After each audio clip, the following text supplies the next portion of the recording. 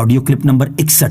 انشاءاللہ اس کلپ میں آپ قرآن پاک کی سورہ بقرہ کی آیت نمبر 181 سے لے کر 183 تک کی تلاوت، ترجمہ اور تفسیر قرآن صراط الجنان سنیں گے۔ بسم اللہ الرحمن الرحیم۔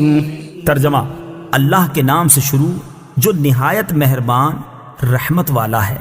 فمن بدله بعدما سمعه فإنما إثمه على الذين يبدلونه إن الله سميع عليم۔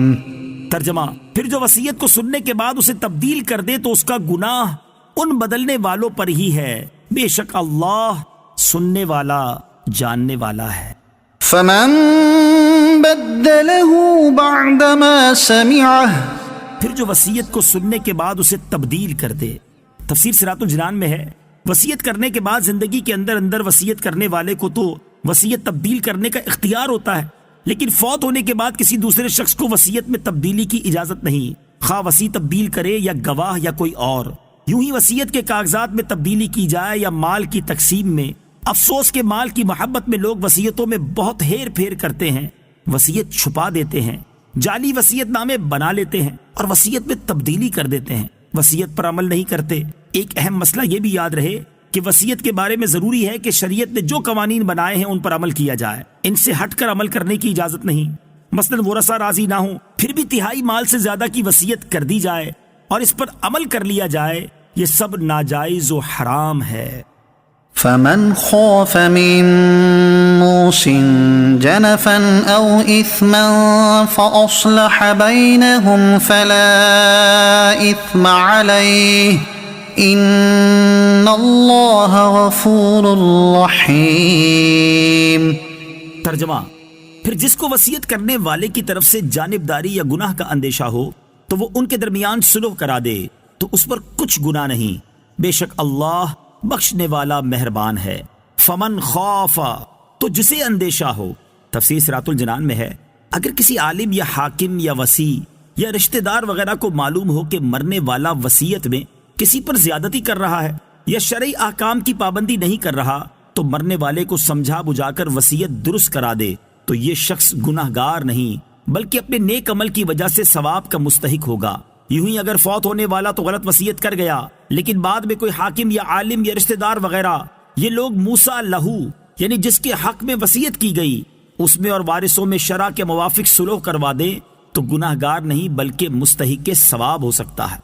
يا أيها الذين آمنوا كتب عليكم الصيام كما كتب على الذين من قبلكم لعلكم تتقون۔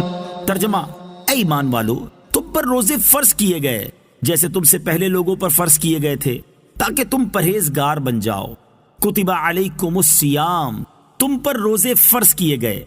تفسیر صراط الجنان میں ہے، اس آیت میں روزوں کی فرضیت کا بیان ہے۔ شریعت میں روزہ یہ ہے کہ صبح صادق سے لے کر غروب آفتاب تک روزے کی نیت سے کھانے پینے اور ہم بستری سے بچا جائے۔ روزہ بہت قدیم عبادت ہے۔ اس آیت میں فرمایا گیا جیسے تم سے پہلے لوگوں پر فرض تھے، اس سے معلوم ہوتا ہے کہ روزہ بہت قدیم عبادت ہے۔ حضرت آدم علیہ السلام سے لے کر تمام شریعتوں میں روزے فرض ہوتے چلے آئے ہیں، اگرچہ گزشتہ امتوں کے روزوں کے دن اور احکام ہم سے مختلف ہوتے تھے۔ یاد رہے کہ رمضان کے روزے 10 شعبان 2 ہجری میں فرض ہوئے تھے۔ روزے کا مقصد آیت کے آخر میں بتایا گیا کہ روزے کا مقصد تقویٰ و پرہیزگاری کا حصول ہے۔ روزے میں چونکہ نفس پر سختی کی جاتی ہے اور کھانے پینے کی حلال چیزوں سے بھی روک دیا جاتا ہے تو اس سے اپنی خواہشات پر قابو پانے کی مشق ہوتی ہے، جس سے ضبط نفس اور حرام سے بچنے پر قوت حاصل ہوتی ہے، اور یہی ضبط نفس اور خواہشات پر قابو وہ بنیادی چیز ہے جس کے ذریعے آدمی گناہوں سے رکتا ہے۔ قرآن پاک میں ہے وَأَمَّا مَنْ خَافَ مَقَامَ رَبِّهِ وَنَهَى النَّفْسَ عَنِ الْهَوَىٰ فَإِنَّ الْجَنَّةَ هِيَ الْمَأْوَىٰ۔ ترجمہ: اور وہ جو اپنے رب کے حضور کھڑے ہونے سے ڈرا اور نفس کو خواہش سے روکا تو بے شک جنت ہی ٹھکانہ ہے۔